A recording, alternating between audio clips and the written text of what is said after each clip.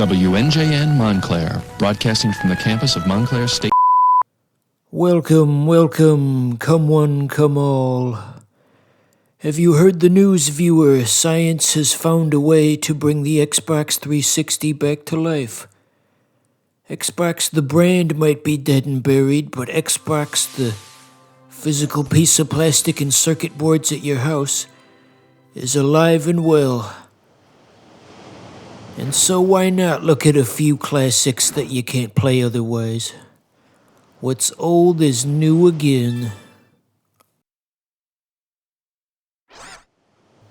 It's just such an exciting time to be alive. All of these interesting Xbox games that are available now that weren't before.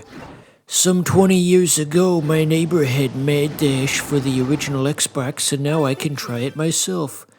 And looking at it with adult eyes, there's all these new things I notice. It's like, wow, they got Billy West for this. Wow, they got Charles Martinet for this. Wow, this isn't a very good game. But that's not what we're playing right now. This isn't Mad Dash Racing, in case you were wondering. This is Outrun 2006. The best Sega game to come out in 2006, I would say. So the idea here is, way back in the 1980s, there was a racing game in the arcades, and they tried to remake it in the 2000s for a nostalgic cash grab. It's a simple formula, really, just drift around turns and go fast. People will pay $50 for that in 2006, probably.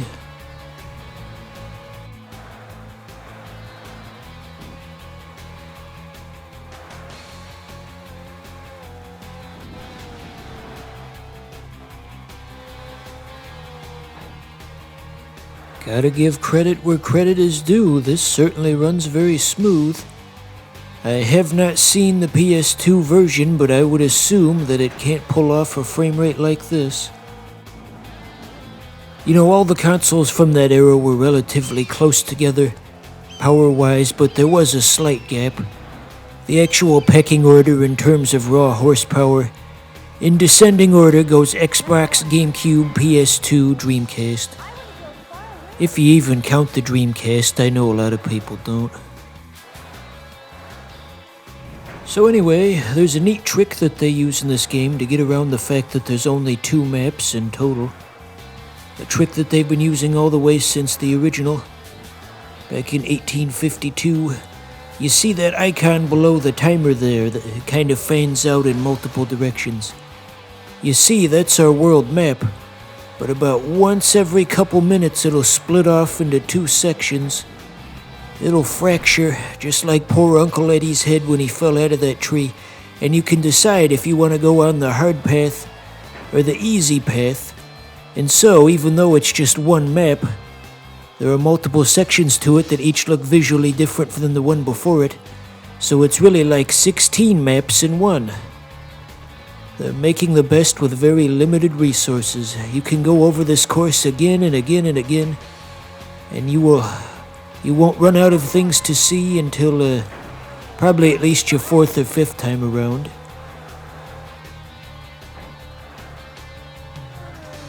Just one of the many ways Sega was able to innovate the racing genre back in the day. They had so many ideas for how to make racing games that they were juggling like 5 different franchises all at once. You had this, you had Virtual Racing, you had Daytona, you had Crazy Taxi, you had Sega Rally, you had Sega GT, probably at least 2 to 3 other ones that I'm not thinking of. You know that Yu Suzuki, he loves his cars, man. He loves his cars. Just think people online say, Nintendo can't make a new racing game or a new F-Zero because we already have Mario Kart. We can't have 2 racing games at once. And then you look at other companies and they can have like 5 of them at once, so I guess that excuse doesn't hold a lot of water, does it? Did you guys ever play Daytona? Any of them?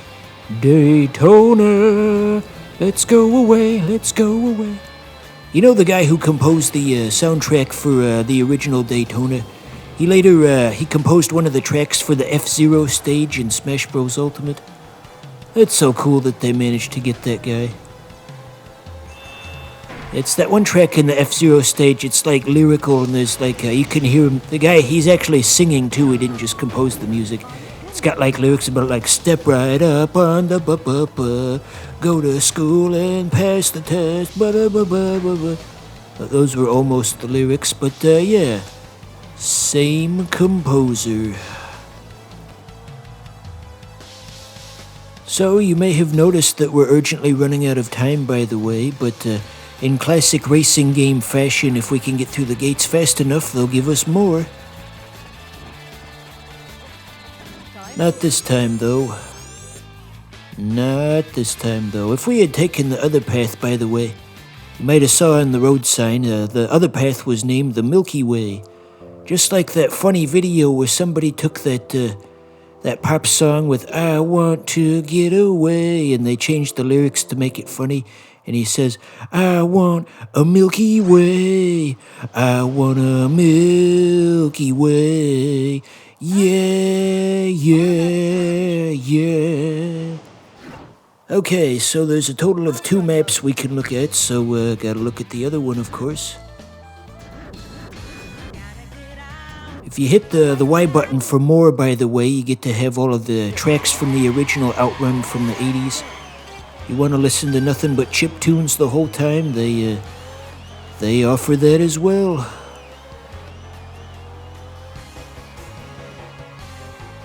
So anyway, semi-related, I had a weird Truman Show-esque moment the other day where a video I was watching just so perfectly lined up with what I was doing in real life that it almost felt pre-planned. And it has to do with this game, in fact.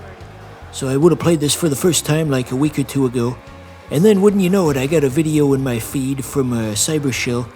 He was talking about Scud Racing, a different Sega arcade game, and he was saying, yes, Scud Racing unfortunately never came to consoles, but as a compromise, they included some Scud Racing themed levels in Outrun for the original Xbox. And I was just flabbergasted. It's like, whoa, that's the thing that I've got going on in life, and it just so happens to be in this video, even though it's been out for like 20 years. Suddenly, within this 1 week span when I'm playing it, suddenly it's relevant. And then, it got even weirder. As later in the video he said, I'd also like to talk about Mad Dash Racing for the original Xbox. And it's like, whoa, holy fuck, that's the other thing that I just started playing for the first time, and it's in this same video. I cannot believe it. This can only be described as like a Truman Show type thing. You ever do that where you pretend like you're living in a Truman Show situation and all of the events that happen to you are pre-planned by some kind of powerful entity, and there's a group of people secretly who are entertained by your life story, who are observing you? That probably just sounds completely schizophrenic to anybody who doesn't do that, but I think that's fairly common. Obviously, the movie The Truman Show wouldn't have been successful if that was just a completely wild and crazy out there idea that nobody had ever thought of. That idea had to come from somewhere. People had to look at the premise of that movie and think, oh yeah, I've kind of imagined that a few times. That's why it was a successful movie. Trying so hard to justify my position here so I don't sound like a complete lunatic.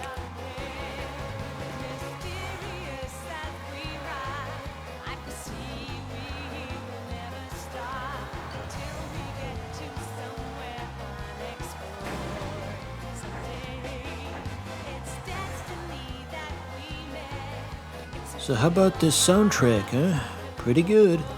Really makes you feel like you're going 251 kilometers per hour in a very dangerous setting. Just that old donkey trope of it really makes you feel like you whatever. It's usable in so many situations. Quoting that joke really makes me feel like I'm a guy who makes funny videos about video games on the internet. But yeah, this soundtrack is bitchin', as the young people say. Who do you think they got for this? Probably nobody famous, I would think. That's not typically done in video games. They don't typically get like an actual famous act to make an original song for a video game because that would be prohibitively expensive. There's probably at least one example out there where it's like in some weird and dumb video game where you wouldn't expect it, where they just completely splurged on the soundtrack. We'll find out that like Pimp My Ride, the game for the Xbox 360, spent like $3 million on the soundtrack, and they got like an original song from like, I don't know, like Snoop Dogg or something.